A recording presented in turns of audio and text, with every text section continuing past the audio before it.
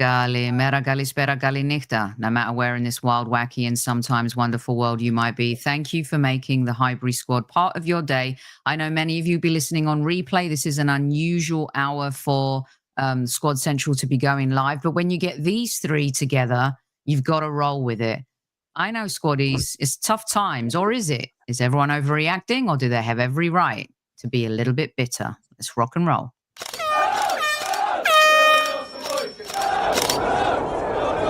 Mind the gap between the train and the platform.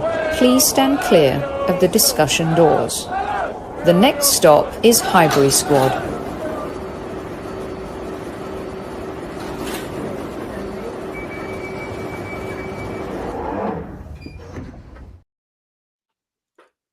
Hey everyone, welcome to Squad Central. Thanks to those who've been able to join live. As I said, most of you will be listening to this on replay, so make sure that you get your comments in the YouTube section and let these three guys hear it. Welcoming back three of my podcast brothers, Mr. Dan Potts, Mr. Lee Judges, and my fellow Greek, Mr. Harry Symeou. Galispera. At ease, everyone. What's the mood? The mood's not good. The mood's not good. Before we get started, I just wanted to say something that affects me very close to home. And it has been a horrific night here in Southern California with all of the fires that are going on. I thought twice about doing a show, but what I've learned along the way is in adversity and in challenges, people really need to hear regular voices or have a distraction. And I just wanted to say, if you are in the Arsenal America group in the Southern California area and you need help with anything, you please email me, thehighburysquad@gmail.com, thehighburysquad@gmail.com. The sun is just rising here in Southern California and the devastation is catastrophic. I've lived here for over 20 years. I've never seen anything like this. It has been absolutely horrific. I've had friends who've been evacuated. People have just lost their homes, watching everything they've ever loved just burn in front of their eyes. So as we proceed to also talk about the beautiful game, it's also good to keep things in perspective in some ways. And I know that these three guys are very close to the Arsenal community in America. Lee's been here on the tours as well. And so please, if you do need anything, I'm a phone call away and a car ride away for you. So welcome, everyone, and thanks for letting me do that, you guys. It really has been an absolute mare. I haven't slept. I've just been watching the news all night. So it's been kind of crazy out here. And Lee, I know you were just here in the summer again for a tour. You got a love for LA, and it's a great city. And if any city can bounce back, it's Los Angeles. 100%, like, you know, so just wishing everybody all the best over there, like, you know, and stay safe if you need any help, like, you know, it's out there. And like, I couldn't believe what I seen when the pictures of it and all that is frightening, isn't it? If, to be honest, something like that can go there. And I understand that the winds are going to pick up tonight or something, or over the course of the day. So, you know, it's means it's going to be worse. So, you know, let's just praying for everybody over there at the moment. Yes, indeed. And like I said, everyone needs a good distraction, and we're going to talk football, and there's not a better distraction right now than Arsenal. Gunnar Russ in the house, and he is predicting, where is it? Hold on one second. I've got to find this comment. By the way, Tom Canton's at the dentist, which is why he's not here. So many of you reached out saying, you better make sure Canton's on. Well, he's not. He's at the dentist and he won't be able to speak. But Gunnar Russ is predicting, and I can't find the comment now, but he's saying that Potsy's in the house. He's definitely guaranteed to explode. I'm going to start somewhere where I think will give us the base for our conversation today. We have a WhatsApp group, and a lot of the times we disagree, as you can imagine. And yesterday's conversation I found very interesting because I always find myself defending the owners and have done a really good job of trying to defend Mikel Arteta as well. But there's this muddied water, this middle of the road. You know, does Mikel really want a striker? Has he had an opportunity to sign a striker? Have the Kroenkes backed him? And all I've heard for so long is how Mikel spent almost 800 million. He's been given all the power, all the tools. And then when it goes wrong, it's the Kroenkes' fault. Last time I checked, the Kroenkes don't pick the starting 11. They don't pick the tactics, and they don't manage the team week in, week out. So, Potsy, I will start with you on this Arteta versus the Kroenkes. You just sent us a note that David Ornstein put out about Arsenal probably sticking with it. And by the way, David Ornstein is on the Highbury Squad on Monday with Rebecca Lowe, the NBC team. David Ornstein, who is one of the most reliable sources. He will be on Squad Central on Monday. You get to ask him a whole bunch of questions. Potsy, Arteta versus the Kroenkes. We'll get to the game. I think everyone's discussed that ad nauseum. Let's get stuck into the culture and what's happening, or what we believe to be happening at the Arsenal. Well, I think I've made it quite clear that I think the ownership is a huge problem at the club, and I think that you and I have disagreed on that. There's quite a lot of people that do agree, Gunnar Russ being one of them. Big up to Russ. Let's talk about what I think the main problem has been this season. I think the overarching problem is the Kroenkes, and I stand by it. I don't really understand how somebody can love Mikel Arteta but hate the Kroenkes. Surely it kind of comes hand in hand for me, and that's what we can discuss today and debate as a four, because I personally believe that the two go hand in hand. This is Kroenkes' project, and the process has been Mikel Arteta, and I think that they've given him everything that they need in terms of making him that guy. Now, I don't think that Stan Kroenke and Josh Kroenke, I don't actually include Stan Kroenke, to be fair. I actually just include Josh. We don't hear from Stan, do we? Let's be real. He's silent. He's over in America. He doesn't care. This is Josh Kroenke's baby. This is Josh Kroenke's project, in my opinion. And I think when it matters and when we need to get across the line, I don't think we have anything in place. And I think the Kroenkes, in my opinion, are to blame for that. Where I come to Mikel Arteta and why I put a lot more blame on him is because actually when I look at what we're trying to do this season, it's an absolute mess. Everything I see on the pitch looks like the first or second year at the club, in my opinion, in terms of what we actually have. The only difference is back then we actually had pretty poor players. We've actually got quite good players now, and we're replicating some of the performances we had 4 or 5 years ago. Now, that has to come down to the manager in terms of the style of play, in terms of the players that he's now actually got. And people will sit there and say that we've had injuries. We had Saka out. That was it yesterday. That was our strongest team yesterday, other than Saka and Ben White, you could suggest. That's it. And then I look at what he's actually done year in, year out. When we started, when he first come to the club, I understood that the style mattered a little bit different. And then do you know what? Believe it or not, for the first 6 months, I was like, we've got to give this guy time because he just walked in here. He's just won an FA Cup and I don't like the squad. I don't really think it's good enough. But I looked at so much that was going wrong. But the style of play back then was free at the back. Kieran Tierney and David Luiz lumping it long to Aubameyang, and Lacazette was there if it fell to him. That was the style of play. The next year, we kind of bottled the top four, as some people suggested. But let's be real. Actually, we had some youngsters at that time that he was just literally putting into the squad. Then the season after that, everyone was shocked. We went for a title race. But there was clusters of results that really let us down, just like there was previously in the top four race. We lost to Brighton, Palace and Southampton, and we threw away top four, finished fifth to Conte's Spurs, that everyone said was a joke, right? Then we had a cluster of results in that season, if you remember, where we went through that season, drawing after being 2-0 up at Anfield, drawing after being 2-0 up at West Ham, and then drawing 3-3 with Southampton. And everyone went, oh, that's a cluster of results. And that's the reason that we've bottled that league.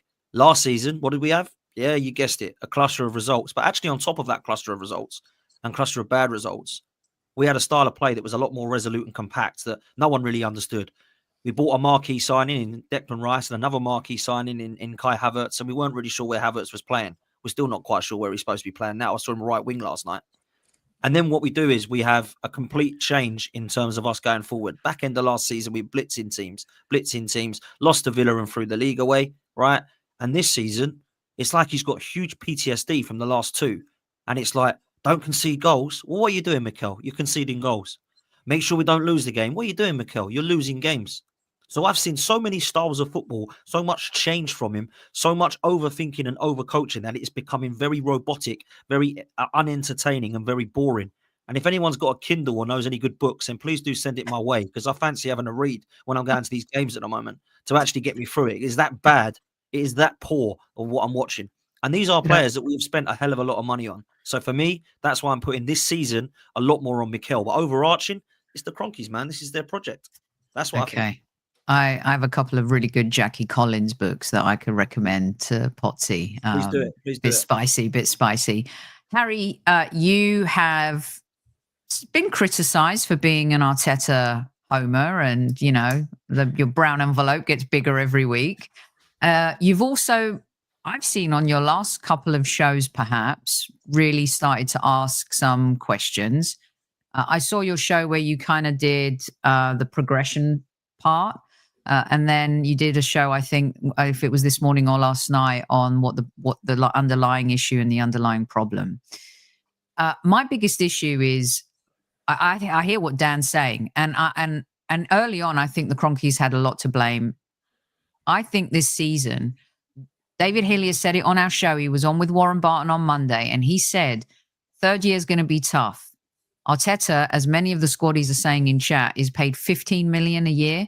He's got one of the largest salaries in world football and doesn't really have the pedigree other than being competitive to maybe warrant that. Where do you stand with this issue?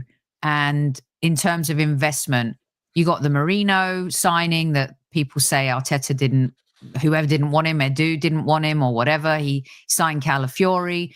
I made the massive mistake by putting out on Twitter yesterday, responding to Le Grove saying he's had every opportunity to sign a striker. I'm so sick and tired of saying one thing and then being like lambasted for not supporting Mikel Arteta. What say you, Harry Symeou?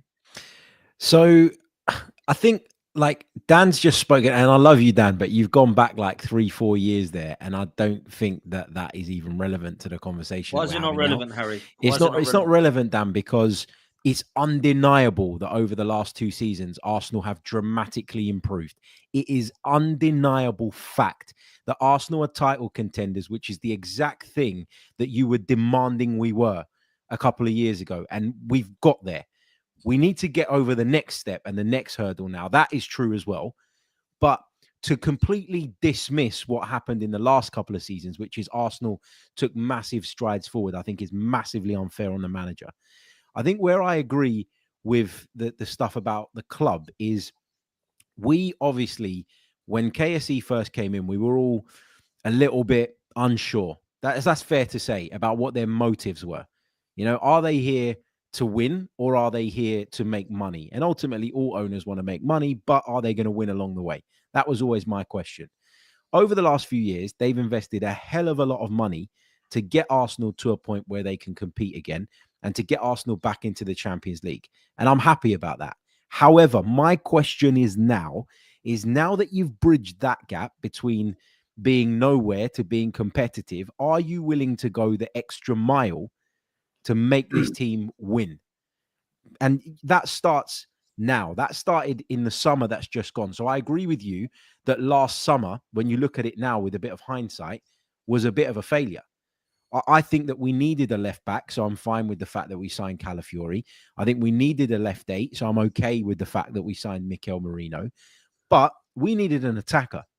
And this is where I take the blame away from the manager a little bit here, and I start to ask the question of the club.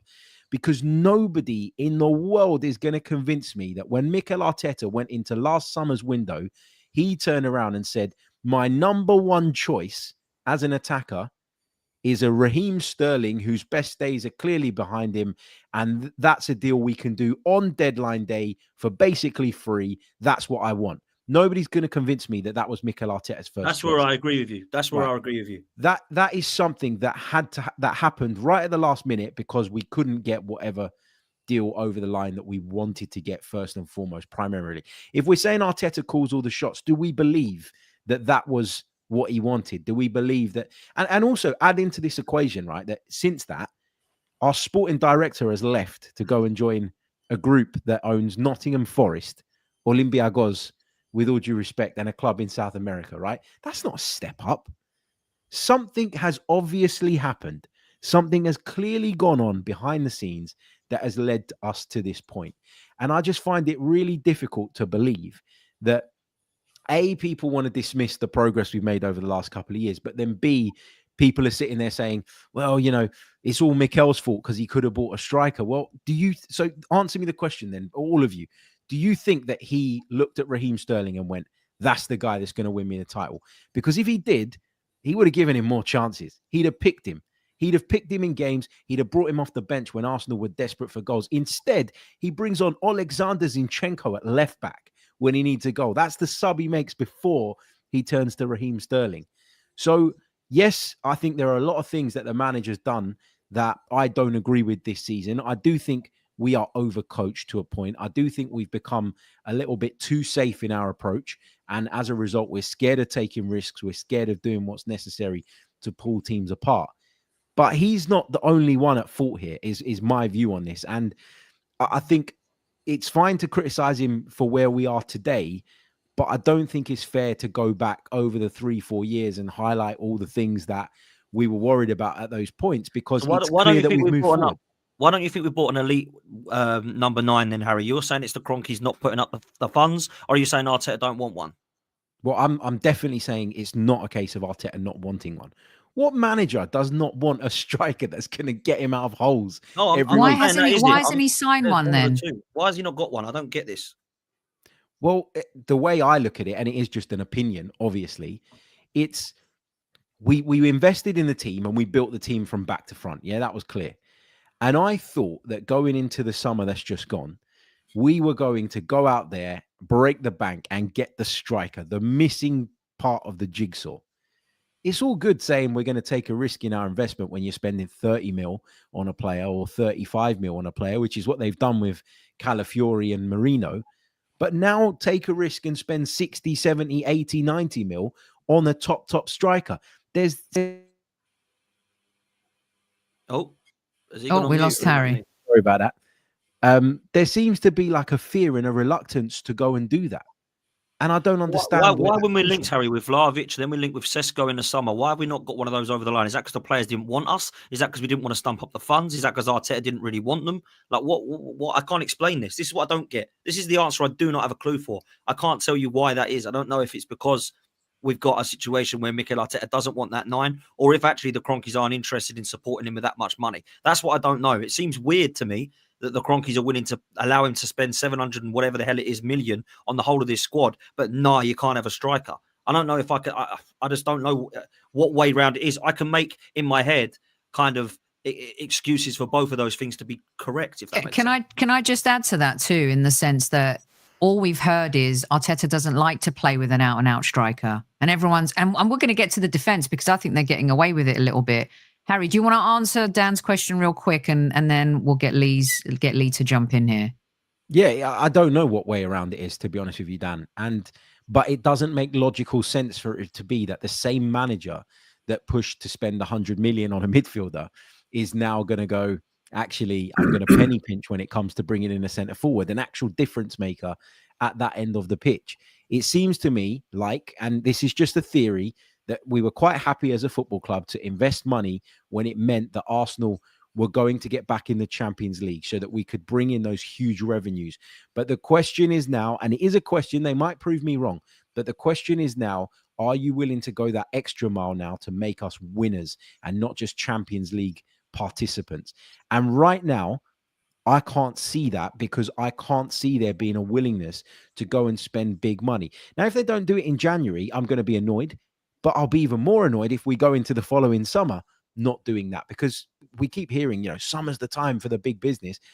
But when it's come to the attack, we've always been reluctant. And that's because strikers cost more money than everybody else. It's as simple as that. They bring the most valuable commodity in football to the table in goals. And, if it's as simple as that for me. I can't get my head around the fact that Arteta would be like, nah, I don't want a striker. No, I don't. When he's... Yeah, and I'm not saying it is that. I'm with you there. I don't think Mikel Arteta's like, Isak, nah, I don't want him, man. We've got Havertz, cheers. I don't think he would do that. Well, if he does, he needs to go. Yeah, that's what needs to happen. For me, I think it's a culmination of both. And I'll bring judges in because obviously Sophie's got a power cut, people, so she will be back. But I've got to say, Lee, I feel personally like it is actually a culmination of both. And this is why I don't believe in this project or this process. I never did, because I never thought we were going to get across the line with it. And Harry says, oh, you wanted to be challenging. No, I wanted to be winning. Yeah, we were already challenging under Wenger and challenging under previous managers, George Graham and all these guys. So for me, I wanted to challenging Dan for years. What are you talking about?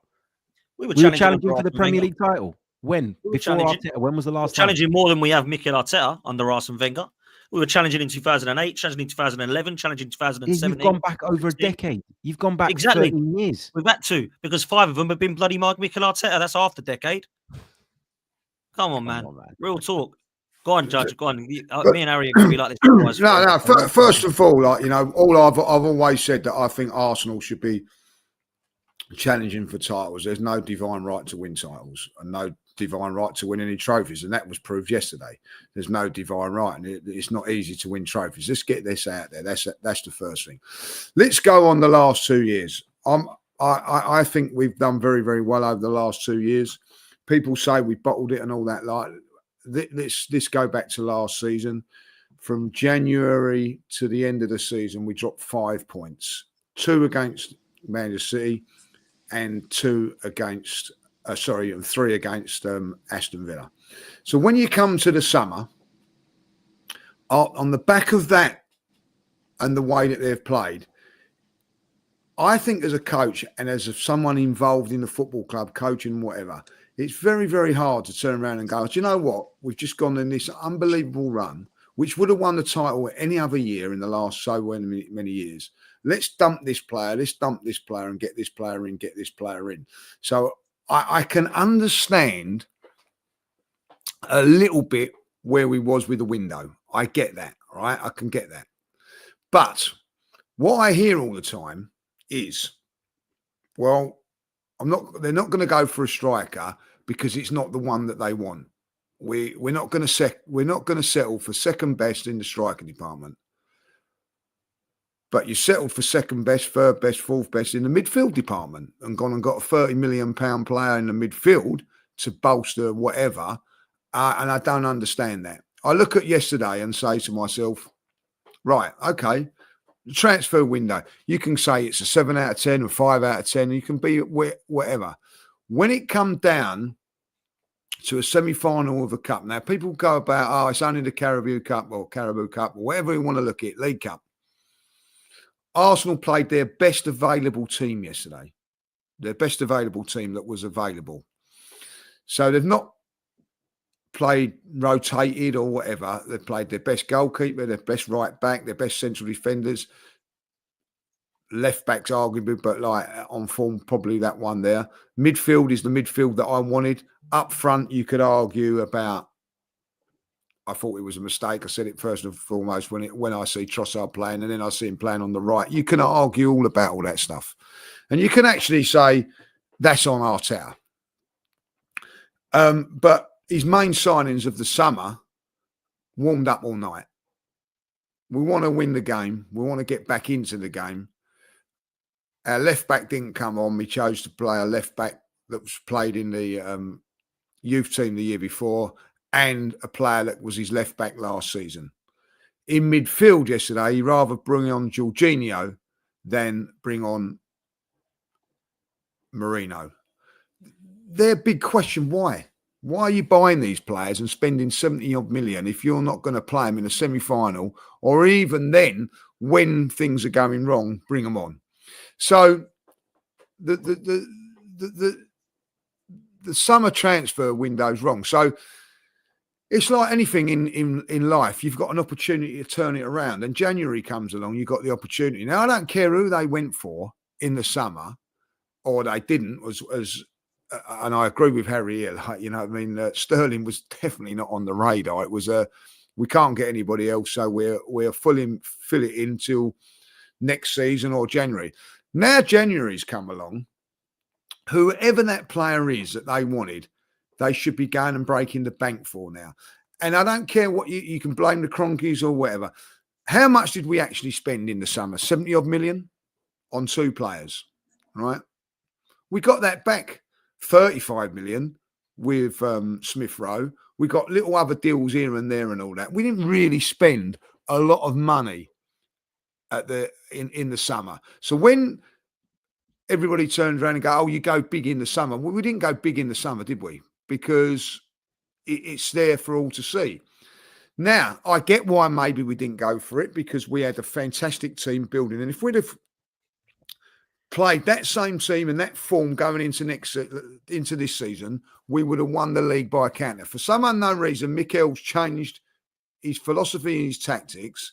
I don't see that on Kroenke. I don't see that on Josh. I see that on Arteta. Why have you changed from that team last season and Havertz scoring 15 goals in 20 odd games or whatever it was, looking like scoring goals and all the time around.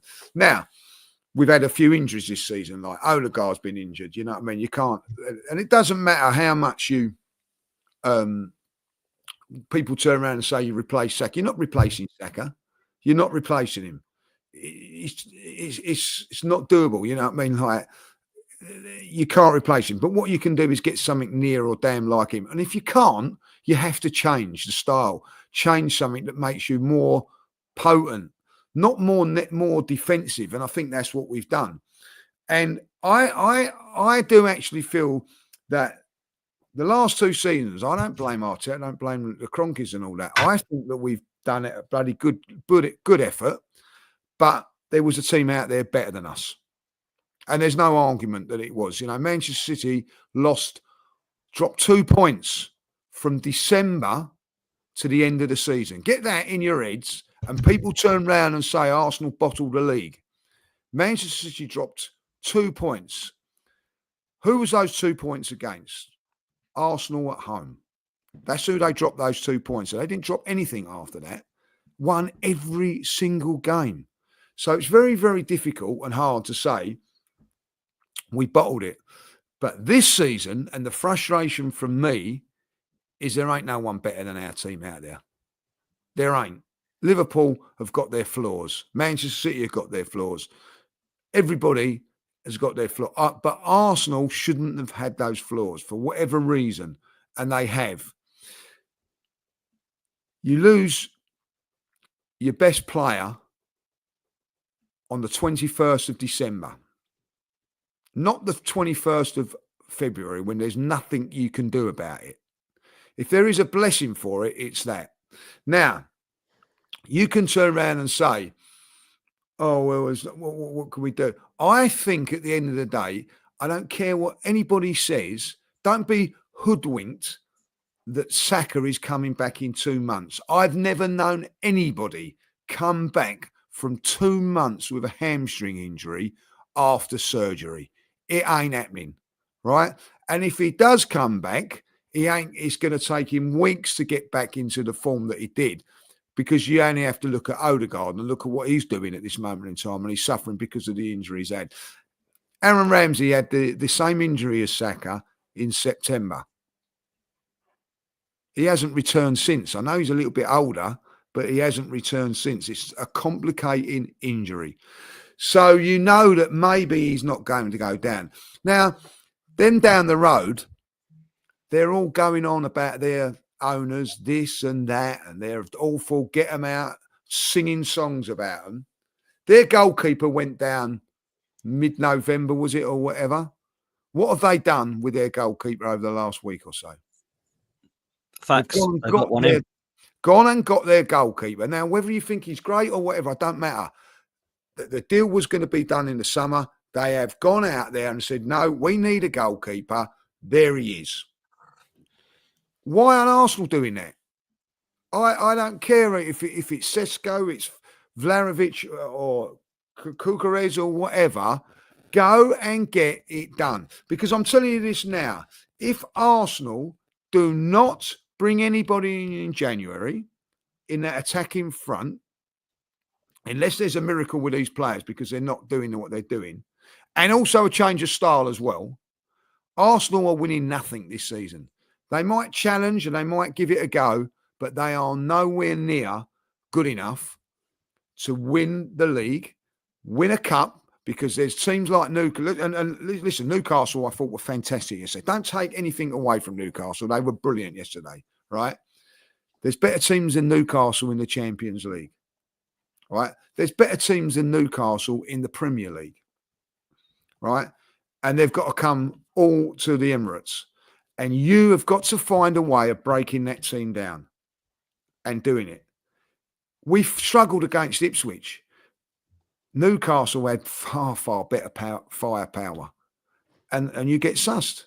And that's what's going to happen. So either Mikel rips up what he's doing and goes back to how he was. Because at the end of the day, last season, the front three, which was sensational from January to May, was Saka, Havertz, Martinelli or Trossard, mainly Trossard. Well, we've lost Saka now. So why has it gone so bad? Why? I see Havertz playing right wing yesterday. Let's be honest. Forget that it's Havertz. Put Saka in that position. Right? He's got 4 men round him. He went round 2 and then got fouled. Right? I looked up. There wasn't a player within 25 yards of him. So it doesn't matter if you've got Havertz there or Saka there. He ain't going to be able to do that all the time. It's a style thing. It's tactics. It's tactics. It is. You've got to have some sort of tactics that are better for us as well. So can I ask you guys a question then? What do you think it is tactically in terms of the way that we're approaching games that's different?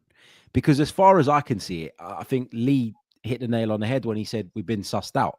I think that's what it is. I think people have realized that if you sit back and you plug certain spaces, you can stop us doing what we want to do. And in the absence of Saka, during the 2 months we were without Odegaard, with a number of other players, his form having dropped off in the way that it has, we just haven't got enough to get through. I don't think Mikel Arteta started this season and went, we're going to play in a completely different way. I don't think his approach and his idea of what constitutes a good performance has changed that much. I think it's the players are not at the same level. Now, it's his job as the manager. The buck stops with him to get the maximum out of him. I'm not absolving him of all responsibility. But what I will say is that when you lose a load of players to injury, when a load of them all drop off in form all at the same time, it's very, very difficult to find a solution without reinventing the wheel. And you can't reinvent the wheel in the middle of a season. It's tough. I'll argue a little bit with you, Harry, on this.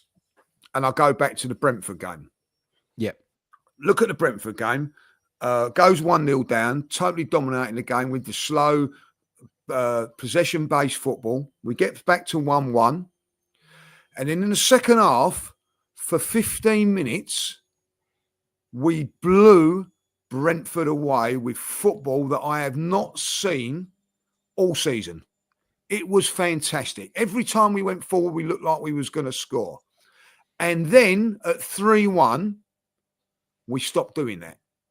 And we went back into the way we played in the first half. Now, I'm not criticising that because I'm looking at it and thinking, I'll tell you what, we're doing that because we're saving energy for Saturday, because don't forget we're playing Wednesday and Saturday.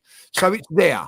It's in the locker, Harry. Like, I see it for 15 minutes. And why can't we do that against Brentford more often? And it's the same players. Wanyeri obviously has gone out of the team from the Brighton game.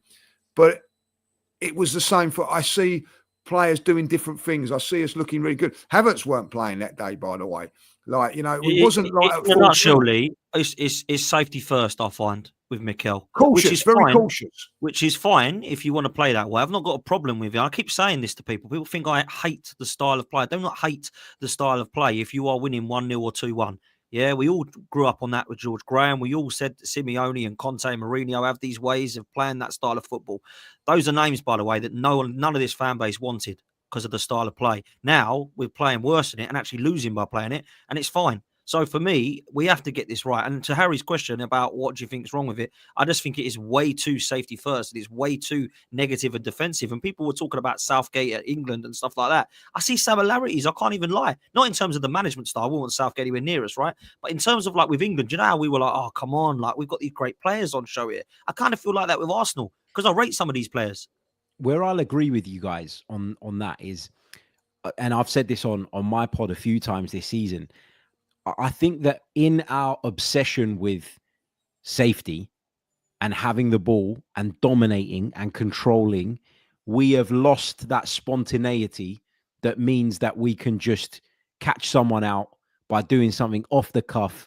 Everybody's probably thinking about safety first when they get the ball. Like, for me, I said this to Andrew on Arsblog earlier today, right? It feels to me like when I watch Arsenal, our centre-halves have got the ball too much. I know that sounds like a really stupid thing to say, but they're on the ball more than anybody else, and they are centre-halves. What are you going to get from them other than a safe pass? So we need to find a way of getting the players that can create and open things up and break lines on the ball earlier in our build-up, because otherwise we take too long. We give teams enough time to reset, to plug all the holes, to cover all the spaces, and we've got nowhere really to go. And I don't think it's a direct instruction. Like, I don't think that Mikel says, guys, just knock the ball around and we'll play that way.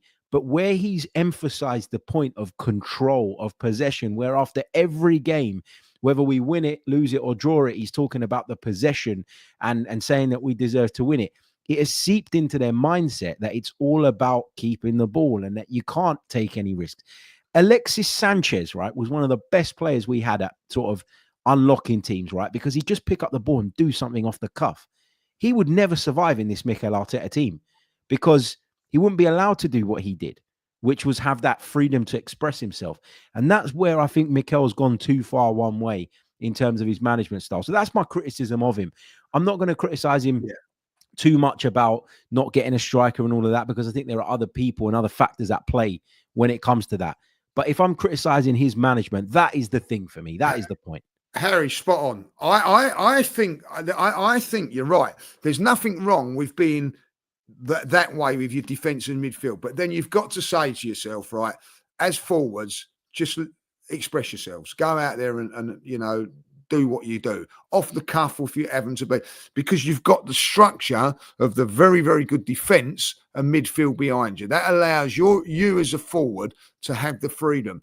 Now, people turn around and go, why ain't Martinelli having the same number? Because he hasn't got that. You have a look at Liverpool at this moment. They've got a very, very good structure going from the back, and then they've got forwards that they go and express yourself. Go and do what you want to do. And I think you're spot on with that, like, you know. Now, Tottenham have got that attitude, but they've not got the structure at the back and the midfield. That's why it breaks down on them all the time, like, you know. Arsenal have got the structure. Arsenal have got brilliant defenders, right? They've got good midfield players, excellent midfield players.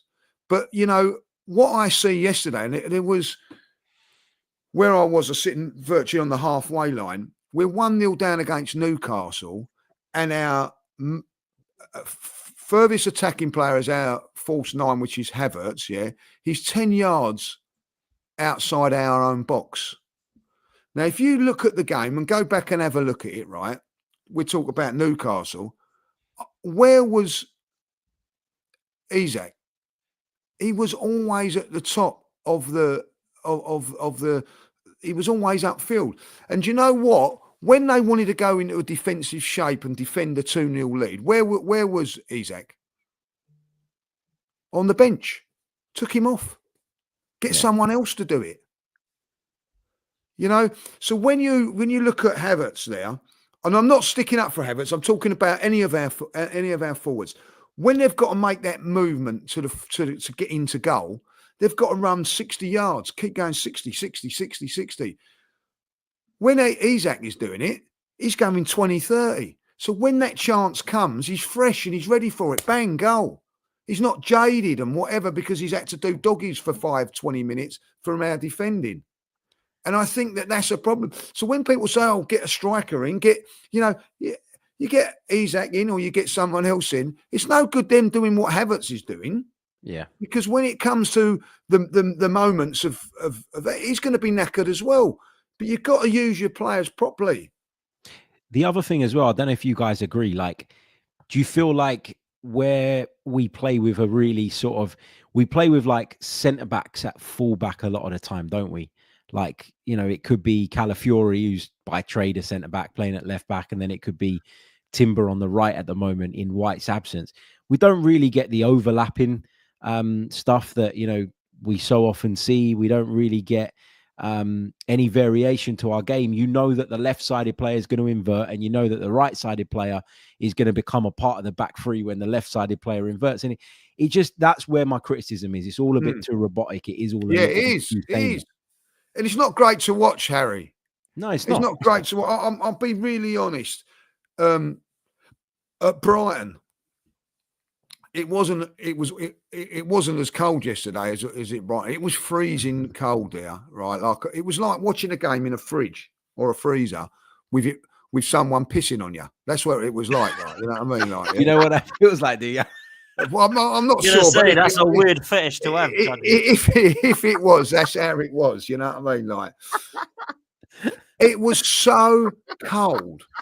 And I'm being honest, when someone's peeing on you, you need to be warmed up. Like, I don't know, like, you know what I mean? Like, you know, Wow. but there weren't nothing that warmed you up. You know, against Brentford, there was that 15, 20 minutes when it was lively. And, you know, and listen, I've gone travelling, watching Arsenal for the last 2 years before this season, and we haven't won every game. We've had clutches, as Dan said, when we've lost games and everything like that, and bar draws and all. But I've been thoroughly entertained and been proud and walked out of the ground feeling like, wow, that's brilliant performance. All right, it didn't quite happen, but he was brilliant. I'm not having that now. You know, we're dropping points in good positions because we're not defending properly. I look back at the Chelsea game. Go back to Chelsea. I thought we played well at Chelsea. We're 2-1 up. Look how we defended that last goal. That was poor. And that's happened. Look at the goal yesterday. The Newcastle goal. I don't know if you noticed it. Free kick. Goalkeeper. Dan Burn goes right up his place, centre forward. Right? We all get attracted to that and leave their best player free. All right, he has a little nudge on. We've beaten two teams in the top 10, mate. That's just shambles. We're halfway through the season. We've beaten 2 in the top 10. Look, I've got to say, I mean, like, look, the only thing that could potentially save us for a little bit of positivity is the fact that we have got a transfer window open. But Harry, what do you make of these comments from Ornstein that's come out from the Athletic today, and from Ornstein's thoughts? I think by and large that they are going to go with what they have got, which again will not be music to the ears of many fans who are baying for signings as Arsenal look to compete for a trophy that many feel that Arteta needs to deliver. And I don't know how serious all this stuff is, or you just hear it on social media, and I try not to get too caught up in it, but it is quite difficult at times. Surely this is nonsense, and Arsenal will bring someone in, Harry. Well, you'd think so, and you'd hope so, but like, again, do we honestly think that Mikel Arteta is the one that don't want that? That's the point that I keep coming back to, because I'm all fine with people putting the responsibility on someone as long as it's well thought out. And I just don't see how a manager whose squad is on its knees, who's constantly losing players this season, who's probably learning along the way that some of the players that had enjoyed purple patches actually can't be relied upon to deliver consistently year after year after year. And like, you know, our wide players, for instance, right, with the exception of Bukayo Saka, they blow hot and cold. You know, I thought Martinelli was all right yesterday, but there's been games where he's offered nothing. Trossard's been really quiet this season. Raheem Sterling obviously isn't trusted.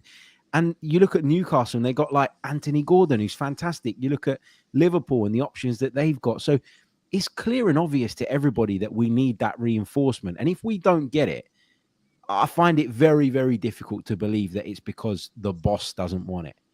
And it would then suggest to me that it is a financial thing. I don't know if any of you guys saw yesterday the Swiss Ramble piece about the club's finances, where it went into loads and loads of detail about where we are in regards to PSR. And obviously, I'm not a financial expert or anything like that, but reading that, it doesn't look like we're anywhere near crossing the line. It doesn't look like we're anywhere near breaching the PSR stuff. So if we're not signing, if we're not investing where we need to improve the side to try and achieve our goals and objectives, then it's because somebody at the club, and I'm not convinced that it's Mikel Arteta, doesn't want to do it. I don't know what you got like. And reading that from Ornstein, it feels like it's being briefed to try and manage expectations for what remains of the window, which is frustrating. Well, what do you think, Soph? Because you talked about I'm Kroenkes and so sorry. It's a nightmare here. No, it's okay. Trees are falling. It's crazy, and you guys have done a phenomenal job. Carry on the conversation. Ignore me. I just wanted to kind of add before my last power went out, and I'll get it in before it does. And please hit the like button, all 400 of you in live chat.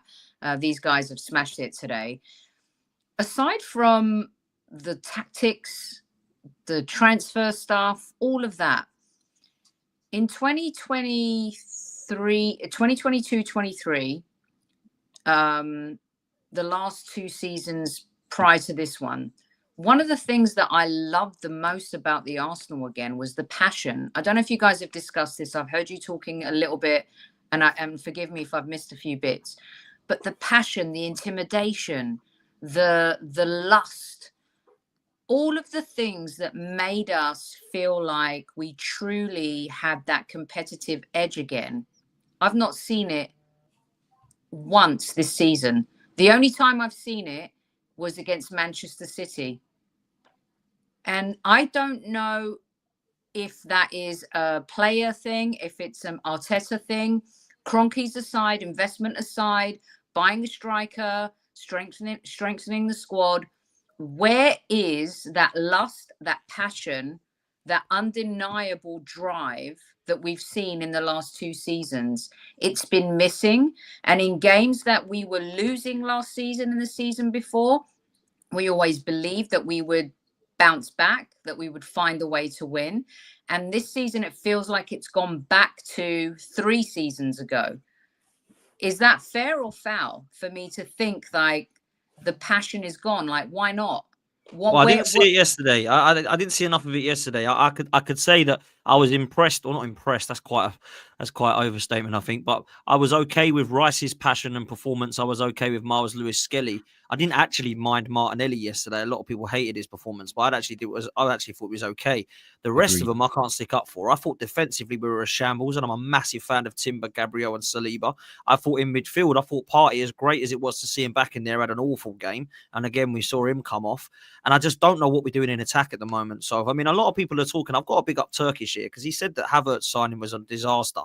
And a lot of people said it wasn't because he scored a few goals at the back end of last season. And I can agree that we contributed. But why do we still need another 9, another 10, and another 8? If he can't play in all 3 of them, we'd be happy that he's actually got a first team position. So again, that's a huge question mark on Mikel Arteta. And if that signing has actually worked out quite as well as we think that it needed to. Otherwise, why do we need Isak? Why do we want somebody to back up for Ødegaard? Why do we want that attacking 8 or box-to-box midfielder if it's not going to be Marino or Havertz? And I just think that we've got so many positions that at the moment he hasn't replaced. I'm still waiting for Aubameyang to be replaced. I'm still waiting for, if it's not going to be Tierney, who's going to be that upgrade on Kieran Tierney, because they're all having it a good go at the moment. They're all failing at it, in my opinion. We've still not got the Granit Xhaka replacement. And me and Harry spent the best part of 5 or 6 years debating on whether this guy was good enough. And I've not seen anyone as good as him, let alone upgraded on him yet. So I've got massive issues with what he's trying to do to replace some of these players. But you're right about the passion. I mean, I don't know about you, judges. You were there last night. I don't know if you were, Harry, but my God, I didn't see much on the pitch at all in terms of passion to get us across the line.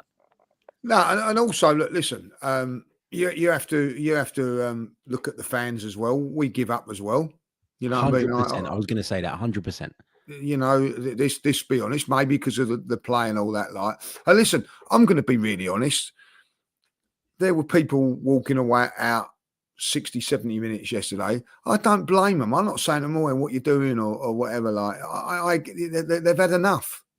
You know, there wasn't really a lot. I don't know if you noticed it yesterday. If you did go or you didn't go, the top tier was like lots of empty seats up there and all that. Like, you know, now maybe because it's a very, very expensive gig going to the Arsenal, and you're watching crap.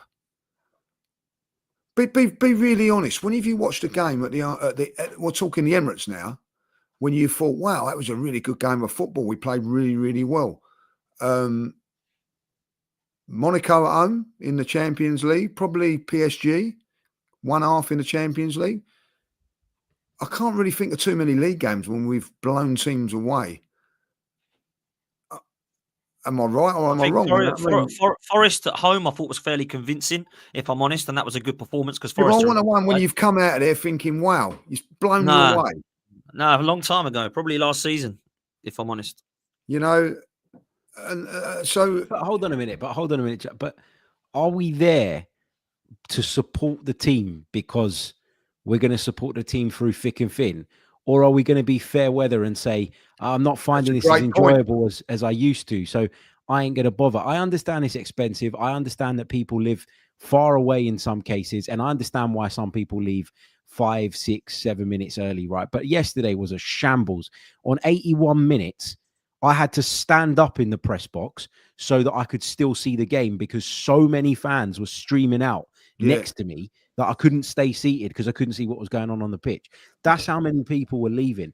Now, if we want these players to give us 100% every single week, we have a responsibility at the times when our team needs us to get behind them and try and give them that little extra 2, 3, 4%, because one goal late on last night would have made this tie very, very different. One goal. I'm not even saying an equaliser. Can I just add to that, Harry, as well? Look, I agree what you're saying. I think the fans have got. I've never left early at games. If you want to leave early at games, it's your. I'm not going to tell you how to support your club, but you've also got to get behind as best as you can.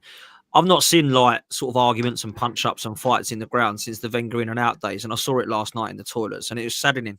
It was saddening for me because there's a big fight going on in the toilet because we've lost the game. What was that based on, Dan? What were they saying? I don't know. They were arguing about how we're playing and stuff, and the stewards had to come in and take. I didn't get involved, so if I just walked out, I don't want to get involved in that sort of stuff. That's really sad for me because I was going to the Emirates for the last 2 years, enjoying it. The atmosphere was an absolute buzzing.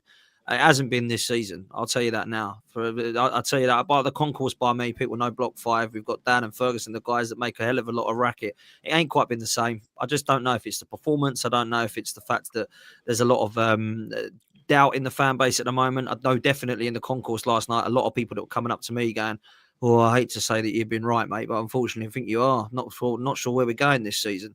And there's a lot of doubt in the fans now, and that's the start. That's the start of what I didn't want to see.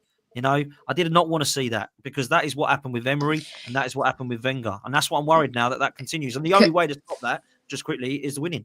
Like Kev used to say, winning cures everything. Kev always used to say that. Can I just say, like, so I come to games during the season, but mostly I watch them, of course, from afar, and the atmosphere at the Emirates this season has been like the worst probably since when Mikel was struggling and finding his feet and building the team. A lot of fans have complained about when they play North London forever. A lot of fans now think that's manufactured. Most people like that when they were huddling before the kickoff. Some fans feel that Ashbert, stupid announcements. Bukayo, and all that like. Yeah. Come on. Don't change what's good. Don't change what's organic, right? Don't try to manufacture things. And a lot of fans feel that no matter what kind of may have been said or not about Ashbert and Army when they were in the stadium, that they did create the atmosphere. And let's be fair to them. And I'm not saying that they haven't, whoever was the report about whatever happened with regards to the group, but Ashbert and Army really were the ones that galvanized the atmosphere and changed things. And now they've been disregarded. And there's this whole conversation about tourist fans versus whatever. The point is that you have to get behind the team. But at the same time, it's hard to get behind what you see. So I understand fans' frustration, but it's really coming across on TV. Like yesterday, I could hear Mikel Arteta on my international broadcast more than the fans in the stadium. Sophie, one thing I will say about the Ashburton guy, I think they're great. Don't get me wrong and all that lot. But they let themselves down by walking out of a game halfway through, and the hierarchy would turn around and look at that. You know what I mean? Like, don't mess with Arsenal Football Club because they people think that they're important. No one's important at the football club to them. Like, you know, I'll be really honest. You know what I mean? And what they done that day was a PR thing that went wrong. No, they should never have done that. Because what it done was they just walked out and Arsenal just said, well, if you're going to be like that, fair enough. You know. Well, why do we play that North London Forever song so late now, Lee, as well? Like they kick off and we're still halfway through it. What happens there? They've either got the time. I just think that because they just try and just try and make things. There's always a thing in there in life. You know what I mean? If it's working, don't, you know. If it ain't broke, don't fix it. If it ain't broke, don't fix it. You know what I mean? Like, and that's you know, it is right. You know, it's we've kicked off and we're like what's getting into all the this? game and we're still singing the song. And I'm thinking, hang on a minute, we ain't even finished the song yet. What's No, going on? like, well, I stopped singing the song because I watched the game. Yeah. You know what I mean? Like, and but while that song's going on, by the way, twice now opposition have been an hour and a half and having chances. Like, you know what I mean? That's exactly right, mate. That's exactly right. You know, what is this thing? You know what I mean? Like, Gabriel. Well, I can't even say blatant Jesus. You know what I mean? Before Gabriel, you know, what's all that about? Yeah, I must admit, like, I don't mind if he's trying to give it once, like, you know. It's been great. Listen, I'll tell you what don't help the atmosphere yesterday, right? And I'm not going to criticise Arsenal fans too much on it, is when you got 9,000 away fans all in one place, all behind the goal. In a month's time, when we go up to Newcastle, we'll be all together, but, you know, like playing piano with God. You know what I mean? Like, it's ridiculous. Can't be heard, can't be seen, can't be done anything. Like, Newcastle yesterday was seen, heard, and I think that made the atmosphere a lot tougher for us, because I don't care whatever you say about the Emirates, you've got sections where it's noisy. You've got sections where the Ashburton Army are in the clock end. You've got sections in the North Bank, and it does escalate round most of the time, but not like 9,000 boisterous away fans. And 6,000, I'm trying to do my maths here, don't go every week. So when they've got the opportunity to go from away from home, they're all that little bit more enthusiastic. Get them up the top, out of the way, like, you know. That is something that Arsenal got to do, instead of messing around with the Forever Arsenal song and Bukayo, sort that out. End of rant. I love that. Where do we go from here, Harry? We just need to get back on the wagon. We need to go and win on the weekend. We need to beat Manchester United, because whatever people say about the general mood around the club at the minute, you beat Manchester United and you dump them out of a cup. I don't know about you guys, but for me, that's great. And that's the kind of thing that would boost my spirits again. But I think until the January window closes, there is going to be this kind of discourse, because everybody can see that we need something. And until we get that something, then there's going to be frustration. And I don't think you can avoid that. I think the only way that you silence the doubt, the only way that you kind of silence those people is by going out, as Dan said earlier on, and winning football matches. Like, and can I just say something? Sorry, Harry. Yeah, go. We're fortunate. Mikel's very fortunate. I've always said he's a lucky manager, right?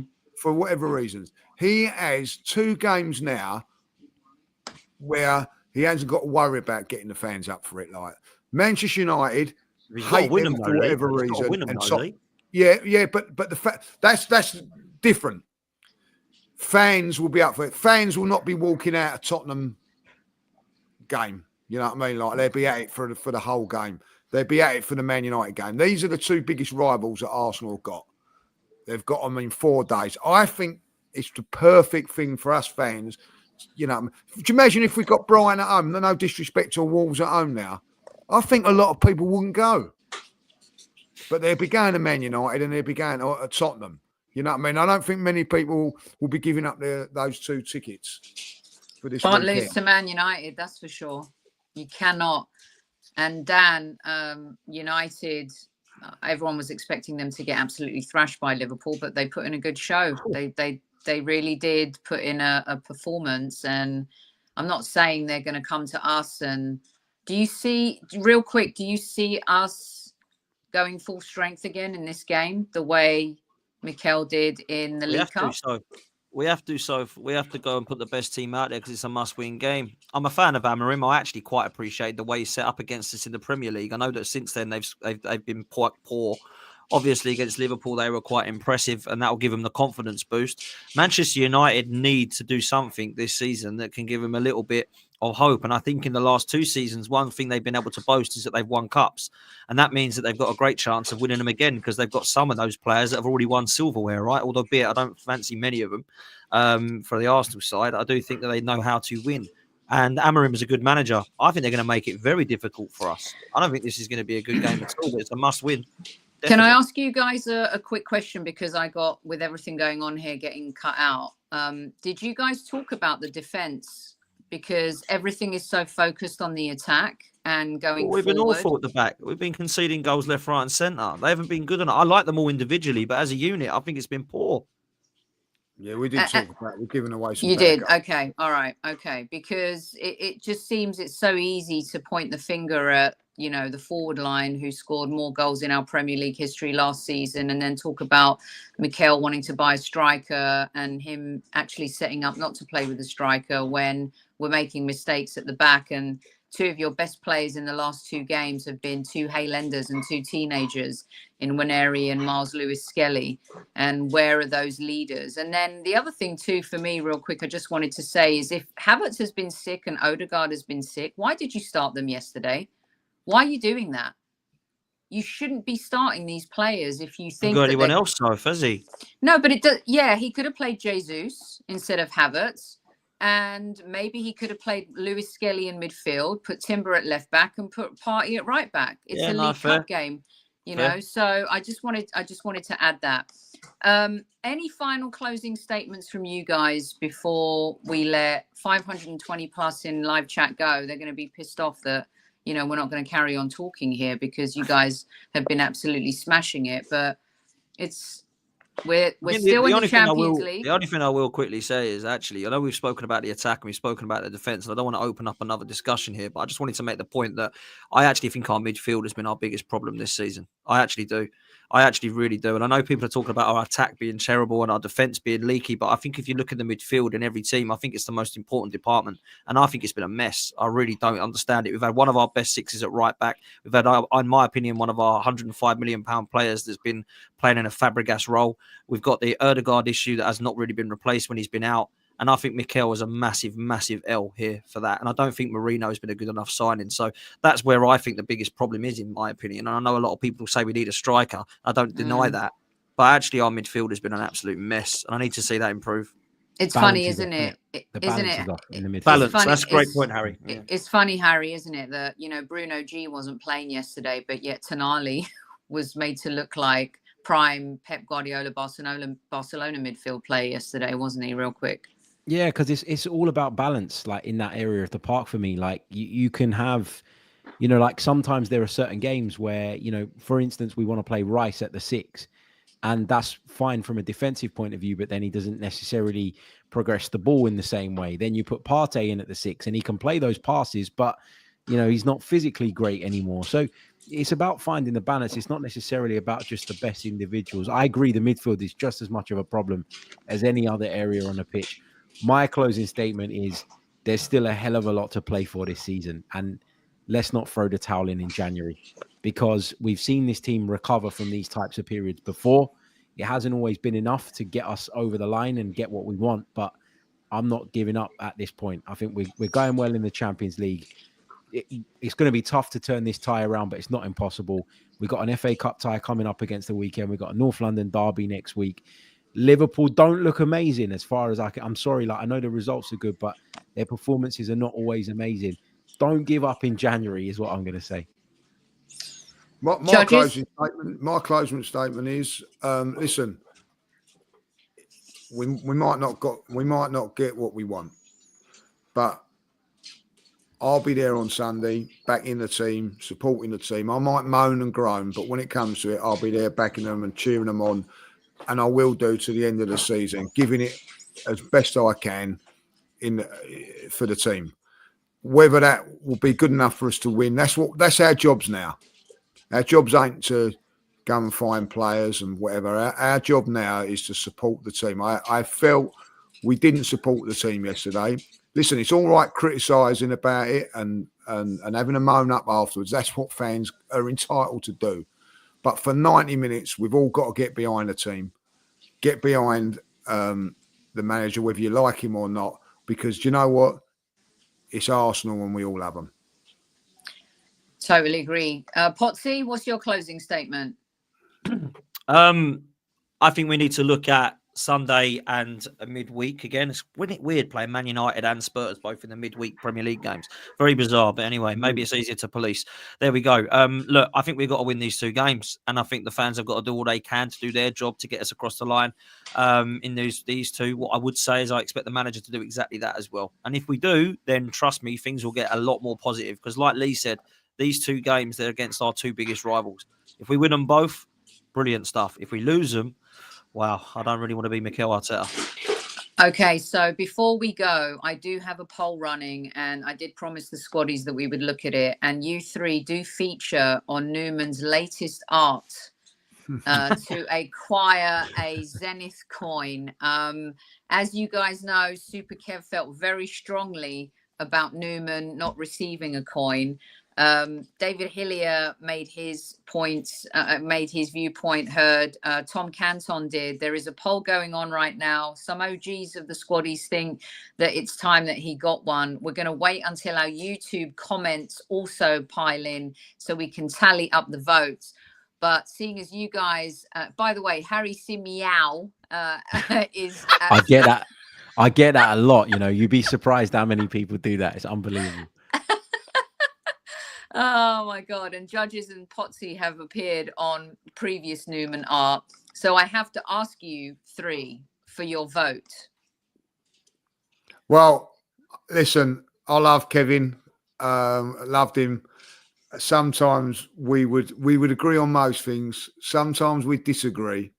And I disagree on this one. I think Newman should get the coin. I think he deserves it. I echo that, and I'll tell you why. 2 things. 1, I love Newman. I think he's hilarious. And 2, I always disagreed with Super Kev, so I can't now start agreeing with him. So I'm going to have to say, Newman, you deserve it, mate. Harry, what say you? Give the man a coin. Give him a coin. Okay, Harry Symeou. The panel has spoken. The poll has spoken. We will decide after we get the YouTube votes in as well. So make sure that you cast your vote in the YouTube section after this show goes off air. Gunnar Russ thinks it makes a travesty of the situation. Our chief like officer, who just made it back, has always supported Newman getting a coin. So we shall see. One final thing as well before I go. Dan is hosting This Is London event at the Hippodrome in London on Friday, the 24th of January. It's only 10 quid to get in. And the Hippodrome are also throwing in a great deal for a burger and a drink for 10 quid as well. He and his panel will be live. You can get to talk and ask questions, and Lee will be there as well. So make sure that you sign up for the This Is London event. There is the QR code right there. Go to Football 12th Man podcast for more information. You're not going to want to miss that. And David Ornstein on next Monday as well. You 3 have been absolute giants. I'm going to let Dan close the show for me because I'm in the midst of mayhem here. Thank you so much, you guys. Really appreciate you. Squaddies, appreciate you. It's been a brilliant conversation. Yeah, love you guys tons. And don't forget to tell your loved ones you love them. At ease, squaddies, at ease.